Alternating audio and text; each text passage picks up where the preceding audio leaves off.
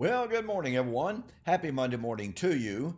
Welcome back to Morning Musings. My name is Don K. Preston. I'm the president of Preterist Research Institute of Ardmore, Oklahoma. Hope you're having a good week so far.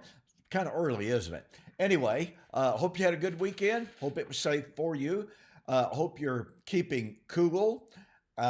Here in southern Oklahoma, last Friday, we had a heat index of 112 degrees. Now, look, I've got to tell you, I've always been a hot weather guy. 100, 101, not a problem whatsoever. And I actually enjoy hot weather. When it hits, when it hits 110, 107, 8, 9, 10 heat index, oh boy, I've got to tell you, that's really my limit. So whereas I would normally enjoy being out in my shop working and the sweat just running everywhere, and even though I wear a headband and what have you, and normally not be bothered by it, my goodness gracious, uh, I'm sure it has nothing whatsoever to do with growing older. I'm sure you would agree with that. But anyway, 112 heat index. So today it's supposed to be really, really hot again. Well, before I get into the video for today, I want to let you know about an upcoming project.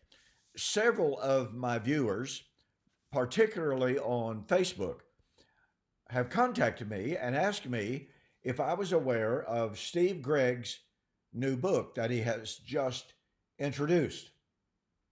As you can see, it is entitled Why Not Full Preterism?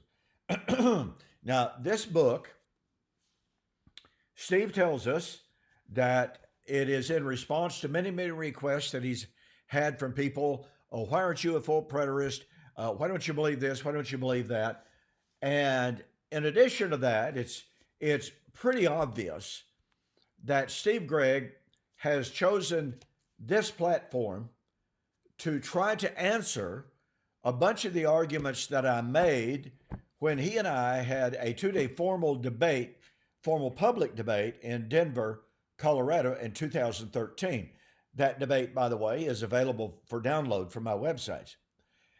A friend of mine who got this book on Kindle did a count and sent me a note letting me know that Steve mentions me by name 140 times in the book.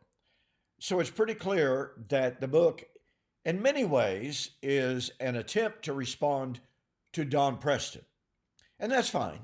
I don't have a problem in the world with that. But Steve, who is a friend of mine, by the way, and he was kind enough to send me a signed copy of the book sent to his friend, Don Preston. And so, what I'm going to be doing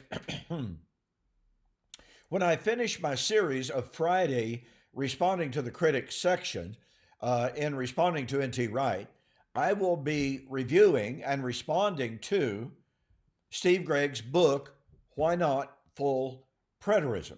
Now, after I finish the segment on N.T. Wright, which will be not too far off, then I'm going to take a couple of weeks off of my Friday segments and really, I've already been reading, already been highlighting, already been taking notes, but I want to spend an additional couple of weeks to really dig into the book, make sure I understand all of the major points that he's trying to make and what have you. And then, and of course, I'll be letting you know when I will begin the review and refutation of Steve Gregg's book, Why Not Full Preterism? So be looking forward to that. I think you're going to find it enlightening. I have to tell you, I've been really flat out stunned by some of the arguments that he's made in the book. For someone who makes mention repeatedly that his beliefs are in accord with traditional Christianity, he's made an argument or two in the book that Okay, maybe somebody else has made the argument. I haven't found it. So it seems to me to be an unprecedented argument. I'm still going to try to find somebody else that made the argument. So I don't want to accuse him of coming up with a, totally brand new argument. So anyway, be looking for that. Now, we've been involved with the study of Joel chapter 2 and 3 as they relate to Matthew 25:31 and following. Now, one of the things that I did, and I really can't believe that I did this, okay? I had a couple of videos demonstrating the nature of apocalyptic language, demonstrating that the language of, quote, decreation, the language of the sun, the moon, the stars being destroyed, the constellations melting, etc., was never intended to be taken literally. I spent at least 2 weeks on Isaiah chapter 34.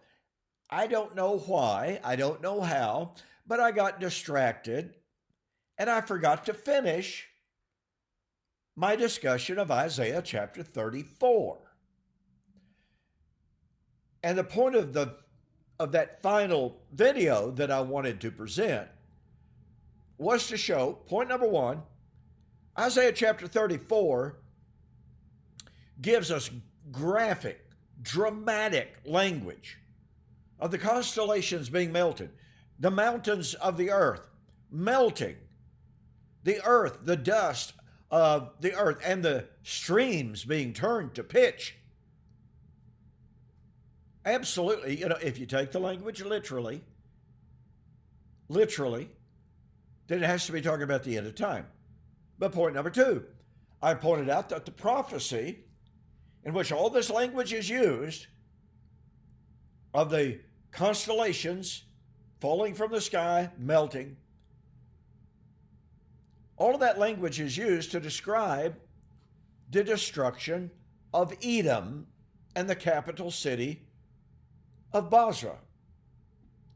I pointed out that, I'm not aware of anybody in any school of eschatology that has ever explained why God was going to destroy Edom for her sins by destroying physical creation. Nobody teaches that, ladies and gentlemen. Point number three, which is what I want to discuss with you today, is that we know categorically, historically, irrefutably, Edom was destroyed.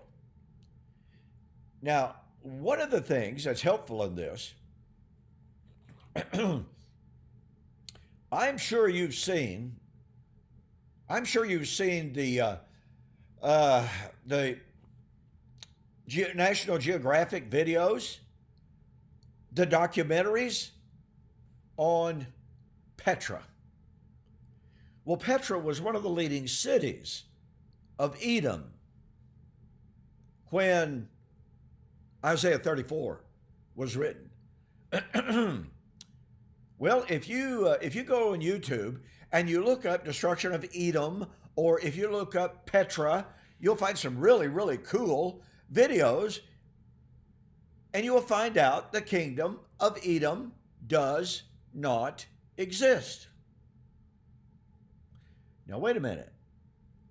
Isaiah chapter 34 is a prediction of the destruction of Edom.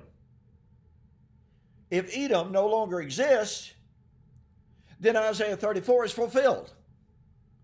But Isaiah 34 said that Edom would be destroyed, cease to exist as a nation.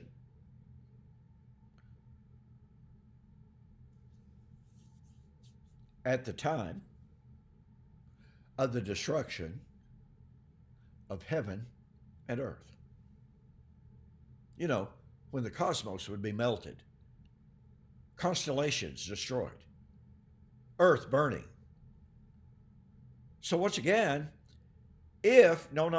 since Edom as a kingdom, and especially as the kingdom that existed when Isaiah 34 was written, since that kingdom no longer exists, that absolutely demands that Isaiah 34 stands fulfilled.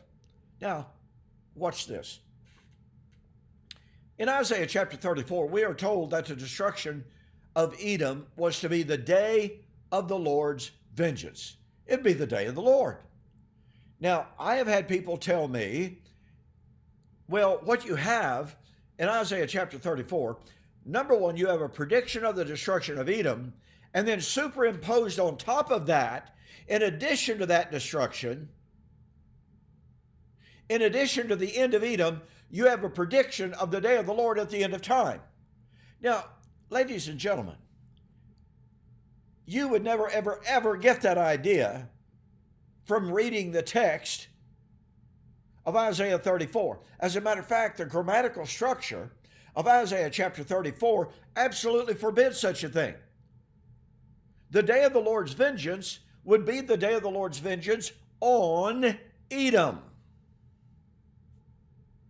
It would not be the day of the Lord separated from the judgment of Edom.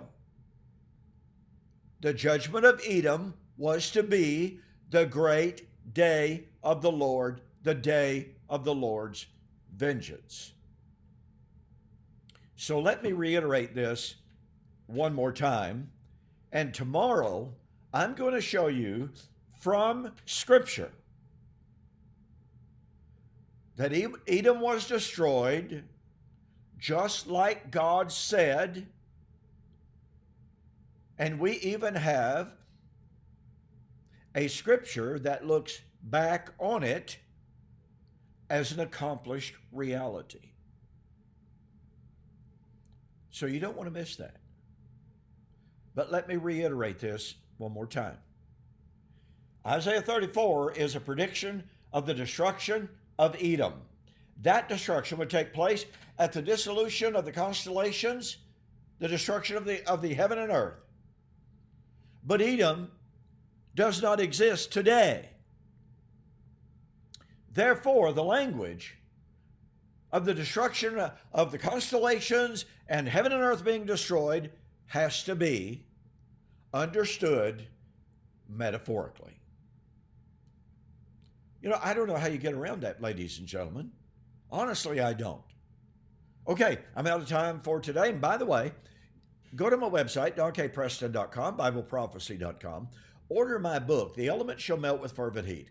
I have in that book an extensive discussion of Isaiah chapter 34, including a lot of stuff that I haven't covered here.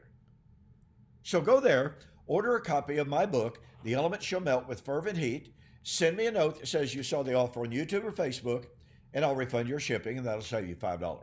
Okay, I'm out of time. I will see you on the flip side.